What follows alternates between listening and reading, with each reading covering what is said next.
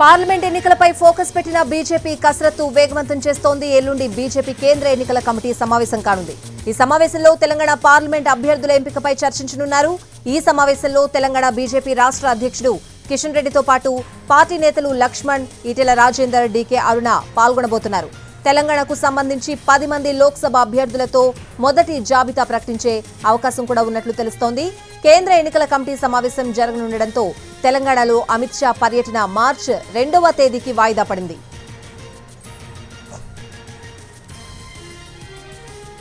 Parliament ఎన్నికలపై focus పెట్టిన BJP కసరత్తు వేగవంతం చేస్తోంది. ఎల్లుండి బీజేపీ కేంద్ర ఎన్నికల కమిటీ సమావేశం కానుంది.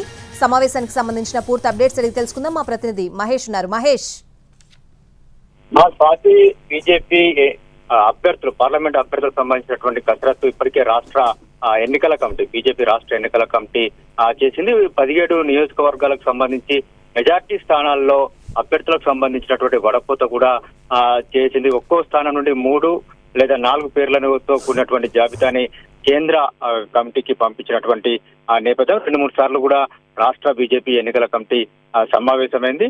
ఈ 17 లోక్సభ స్థానాల్లో అభ్యర్థులు ఎవరైతే బాగుంటుందో దానిపైన ఒక లిస్టును కూడా తయారు చేసినటువంటి నేపథ్యం. ఏదైతే కొన్ని స్థానాల్లో బయట నుంచి బీఆర్ఎస్ కాంగ్రెస్ నేతలతో సంప్రదింపులు జరుపుతున్నటువంటి నేపథ్యంలో అవి కాకుండా మిగతా స్థానాలకు సంబంధించినటువంటి లిస్టుని కేంద్ర ఎన్నికల కమిటీకి బీజేపీ పంపించింది. ఈ నెల 24వ తేదీన బీజేపీ సంబంధించినటువంటి కేంద్ర ఎన్నికల కమిటీ సమావేశం జరుగుతుంది. అయితే పార్లమెంట్ ఎన్నికల షెడ్యూల్ కన్నా ముందే బీజేపీ అభ్యర్థుల ప్రకటన ఉంటుంది అని చెప్పేసి రాష్ట్ర బీజేపీ నేతలు చెప్తున్నారు. కిషన్ రెడ్డి కూడా చెప్తూ వస్తున్నటువంటి నేపథ్యంలో ఈ నెల 24న బీజేపీ కేంద్ర ఎన్నికల కమిటీ సమావేశం జరగనుంది.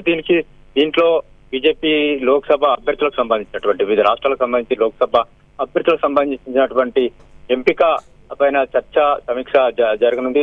రాష్ట్ర కమిటీలు పంపించినటువంటి లిస్టు కావచ్చు, వాళ్ళ దగ్గర ఉన్నటువంటి ఫీడ్బ్యాక్ కావచ్చు, వీటన్నిటిని పరిగణలోకి తీసుకుని అభ్యర్థుల ఎంపిక చేయనుంది. దీనిలో తెలంగాణకు సంబంధించినటువంటి అభ్యర్థుల ఎంపిక కూడా ఉండేటువంటి అవకాశం ఉంది. ప్రస్తుతం ఉన్నటువంటి సిట్టింగ్ స్థానాలన్నీ కూడా బీజేపీ మొదటి లిస్టులోనే ప్రకటించే అవకాశం ఉంది. దీంతో పాటు మరొక 6 స్థానాల వరకు, అంటే 4 సిట్టింగ్లతో పాటు మరొక 6 స్థానాల వరకు అభ్యర్థులను ప్రకటించనున్నారు. మొత్తం 10 స్థానాలకు సంబంధించినటువంటి అభ్యర్థుల వరకు ఈ నెల 24న జరిగేటువంటి బీజేపీ కేంద్ర ఎన్నికల కమిటీ సమావేశంలో నిర్ణయం తీసుకున్నటువంటి అవకాశం ఉంది.